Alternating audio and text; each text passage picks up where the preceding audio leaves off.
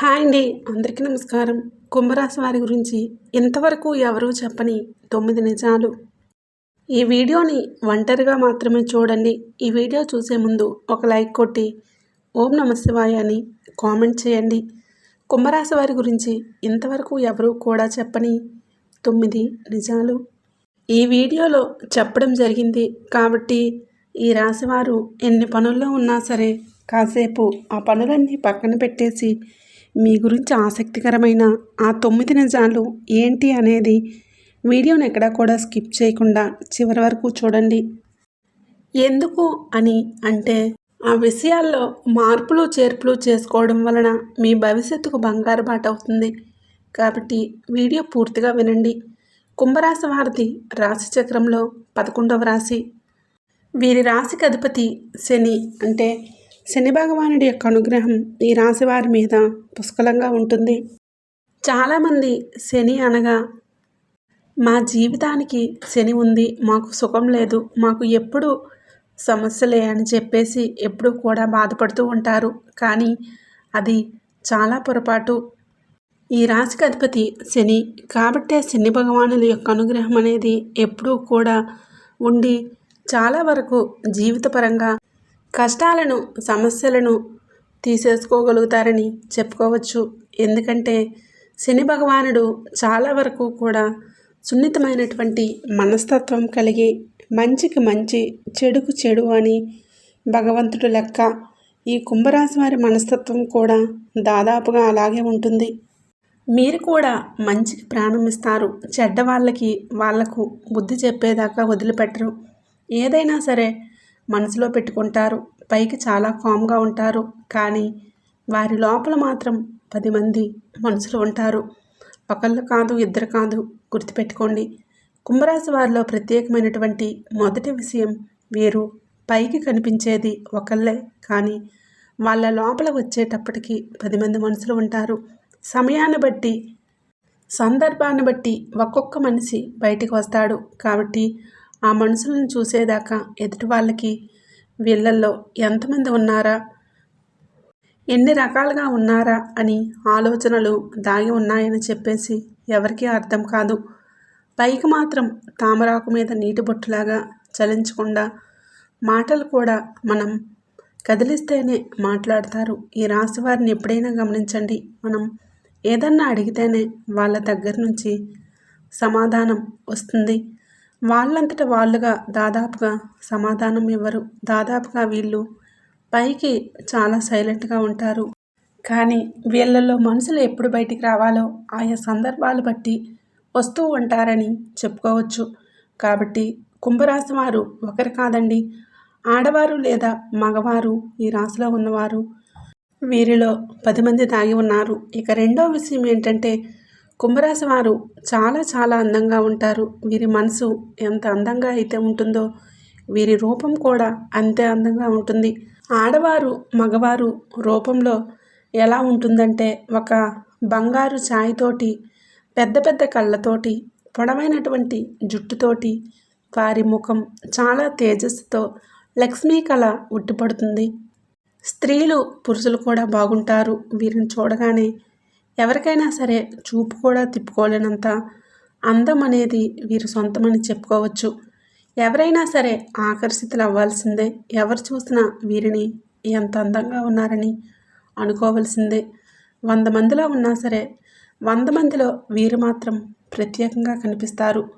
అందం గొప్పతనం అని చెప్పుకోవచ్చు. అలాగే వీరి మనస్సు కూడా చాలా మంచిది. మనసు అందంగా ఉన్నప్పుడే పైకి కనిపించే రూపం కూడా అంతే అందంగా చక్కగా ఉంటుంది. కొంతమంది చూడండి, కుళ్ళు కుతంత్రాలతో వేగిపోయేటటువంటి మనిషి రూపం ఎలా ఉంటుందంటే రాక్షస కళ అనేది కనిపిస్తూ ఉంటుంది. అలాంటి వారి దగ్గర లక్ష్మీ కళ కనిపించాలి అని అంటే వారి మనసు కూడా అంతే గొప్పదై ఉండాలి. అలా కుంభరాశి వారి రూపంలో కానివ్వండి, మంచి గుణం, మంచి గొప్ప అందగాళ్ళు అని చెప్పుకోవచ్చు. అంతేకాకుండా పెద్ద మనసు కలిగినటువంటి వారు అని కూడా చెప్పవచ్చు. అలాగే పురుషులు, స్త్రీలు విశాలమైనటువంటి మనసు కూడా వీరి సొంతం. ఇక వీరిలో మూడో విషయం ఏంటంటే వీరు చాలా తెలివైన వారు. తెలివితేటలు అని అంటే ప్రతి ఒక్కరి దగ్గర ఉంటాయి. అందులో కూడా ప్రత్యేకత ఏముంది అని చెప్పేసి మీరు అనుకోవచ్చు. కానీ వీరి తెలివితేటల్లో ఖచ్చితంగా ఒక ప్రత్యేకత ఉంటుంది. ఎందుకంటే అందరి ఆలోచన ఒక రకంగా ఉంటే వీరి ఆలోచన మాత్రం వారందరికీ భిన్నంగా ఉంటుంది. మనం ఏదైనా పని మొదలుపెట్టినప్పుడు అది సక్సెస్ అవ్వదేమో అని చెప్పేసి మనం ఆలోచిస్తాం. కానీ ఫెయిల్ అవుతుందన్న పని కూడా సక్సెస్ చేసి చూపించగలరు ఈ కుంభరాశి వారు.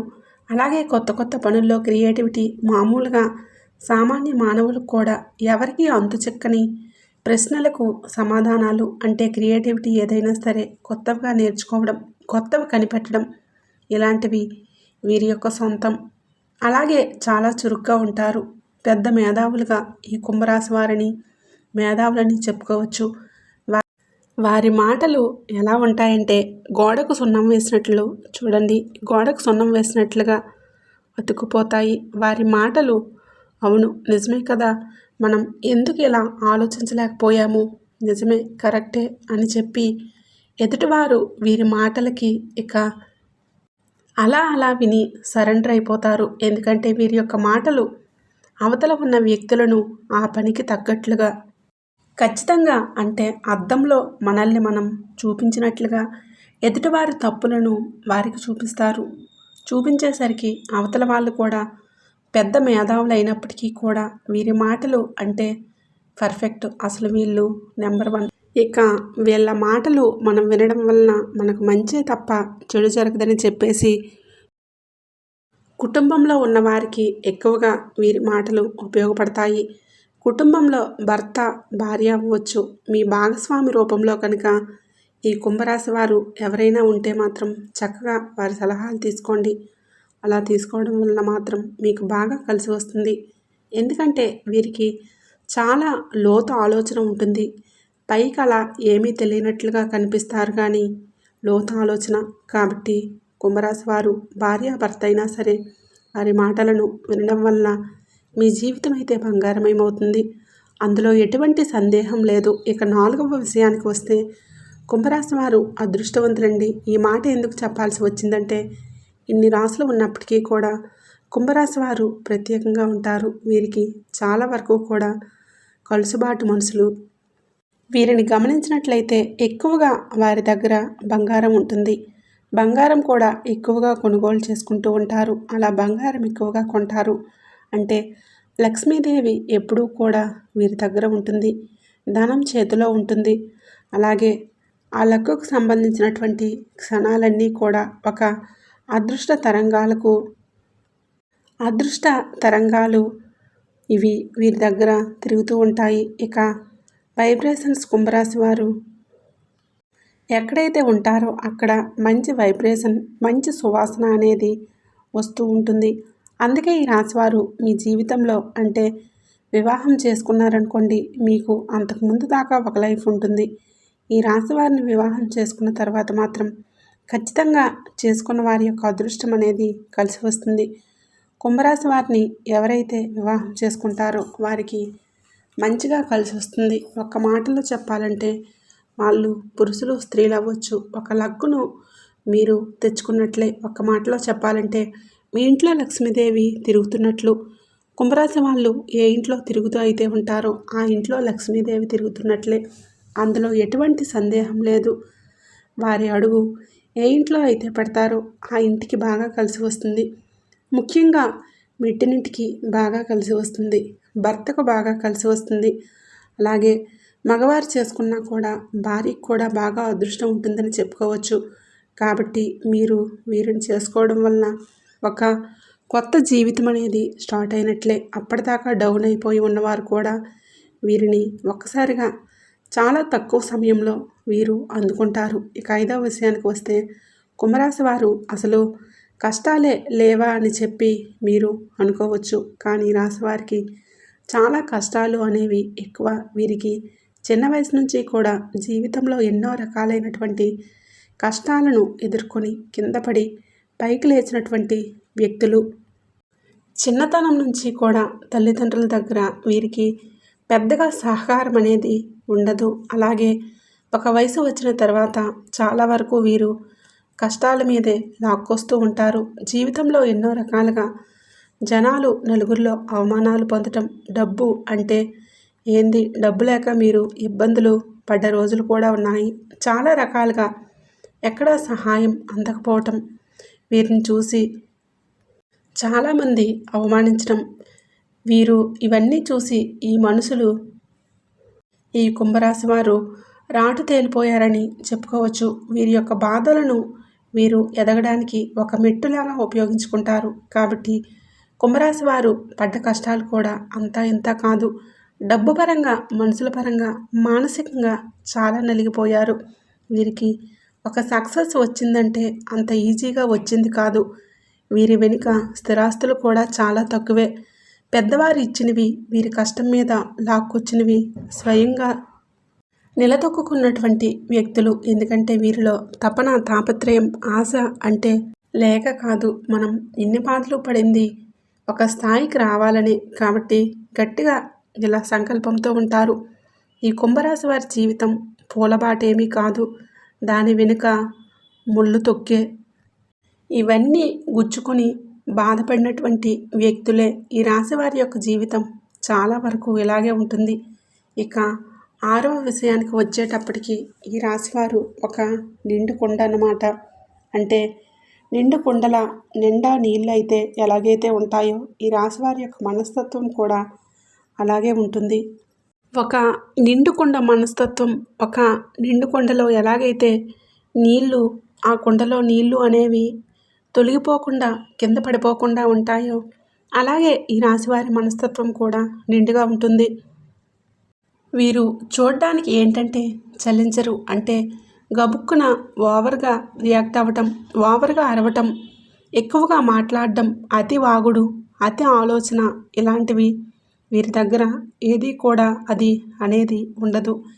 ఏదన్నా ఉంటే ఒక్కసారి చూస్తారు, 2 సార్లు మనసులో పెట్టేసుకుంటారు, సైలెంట్గా మనసులో పెట్టుకుంటారు. అది ఎప్పుడు బయటకు వచ్చిందంటే చూసి చూసి అవతల వాళ్ళల్లో అంటే మరీ ఎక్కువ చేస్తున్నప్పుడు ఒక్కసారిగా ఆ కుండ బద్దలైపోతుంది. అలాగే వీరి యొక్క కోపానికి ఎదుటివారు ఏం చేస్తారు, ఏం రియాక్షన్ ఎలా ఉంటుందా అని చెప్పేసి ఎదుటివారు గుండెను గుప్పెట్లో పెట్టుకుంటారు. వీరి యాక్షన్ అనేది ఉంటుంది. ఈ రాశి వారిని మంచితనం మనం ఏ పనైనా చేయించుకోవచ్చు, కానీ వీరితో మాత్రం తప్పుగా వెళ్ళి అంటే వీరిని ఇబ్బంది పెట్టాలి, వీరి ముందు ఒకలా వెనుకమాల ఒకలా చేస్తే శివుడికి 3వ కన్ను ఉన్నట్లుగా వీరికి కూడా ఉంటుంది. ఆ దృష్టితో మొత్తాన్ని కూడా చూడగలుగుతారు. కాబట్టి ఈ రాశివారితో అంత ఈజీ ఏం కాదు. కాబట్టి ఈ విషయంలో మీరు జాగ్రత్త పడండి. ఇక 7వ విషయానికి వచ్చేటప్పటికి వీరిలో కనిపించిన మరొక కోణం ఉంటుంది. మనకు కనిపించే కోణం ఆ మనిషి వేరు, వీరిలో ఇంకొక మనిషి చెప్పుకున్నాం కదండి, ఆ మనిషి ఇంకొక మనిషి కూడా ఉన్నారండి. ఏంటంటే వీరికి మంచితనం ఉంటుంది. అలాగే వీరిలో స్వార్థం చాలా ఎక్కువగా ఉంటుంది. ఈ రాశివారి దగ్గర స్వార్థం చాలా ఎక్కువ. ఒక్క మాటలో చెప్పాలంటే స్వార్థపరులుగా కూడా చెప్పుకోవచ్చు. ఎక్కువగా కుటుంబం గురించి ఆలోచించే వ్యక్తులు. కుటుంబంలో అందరూ కాదండి, ప్రత్యేకించి వారి భర్త, భార్య లేదా బిడ్డలు ఎంతవరకే. అంటే ఎక్కువగా మేము నలుగురమే అన్నట్లుగా ఆ బంధం అనేది ఎక్కువగా ఉంటుంది. కొంచెం తల్లిదండ్రుల మీద కూడా అంతగా ఏదో అవసరమైనప్పుడు అమ్మా నాన్న, కానీ ఎక్కువగా పిల్లలు ఎక్కువగా వేరే ఆలోచన విధానం వారి చుట్టూనే తిరుగుతూ ఉంటుంది, వారి గురించి ఆలోచిస్తూ ఉంటుంది. వీరి నోట్లో వచ్చే ప్రతి మాట కూడా వారికి సంబంధించింది అయితేనే రావటం, ప్రతిదీ కూడా వారికి సంబంధించింది. కొంచెం ఎక్కువగా డబ్బుల విషయంలో, మాటల విషయంలో, ఆలోచన విషయంలో స్వార్థం అనేది ఎక్కువగా ఉంటుంది. ఈ రాశి వారికి స్వార్థం అనేది ఉంటుంది, కానీ స్వార్థం అనేది తప్పనిసరి. కాకపోతే ఒక్కొక్కసారి బంధాలు అంటే మన బిడ్డలు ఎంత ముఖ్యమో, మన భర్త లేదా భార్య ఎంత ముఖ్యమో. ఎందుకంటే మనల్ని నమ్ముకు వచ్చిన మనుషులు కాబట్టి వారిని చూసుకోవాలి, తప్పులేదు. కాకపోతే తల్లిదండ్రులు కూడా అంతే ముఖ్యం. జీవితాన్ని ఇచ్చారు, వారు లేకపోతే మనం లేము కదా. అలాగే తల్లిదండ్రులు ముఖ్యమే. అలాగే మన తన అని చెప్పి ఒక సంబంధాలు అంటే బంధాలు, బాంధవ్యాలు, బంధుత్వాలు అనేవి కూడా ముఖ్యమే. ఎవరికి ప్రత్యేకంగా పెట్టవలసిన అవసరం లేదు. సొమ్ము పెడితేనే మనకి అంటే కష్టకాలంలో ఉన్నప్పుడు కూడా తప్పులేదు. పెట్టగలిగి పెట్టగలిగారా తప్పులేదు. పెట్టలేకపోతే అది వేరే విషయం.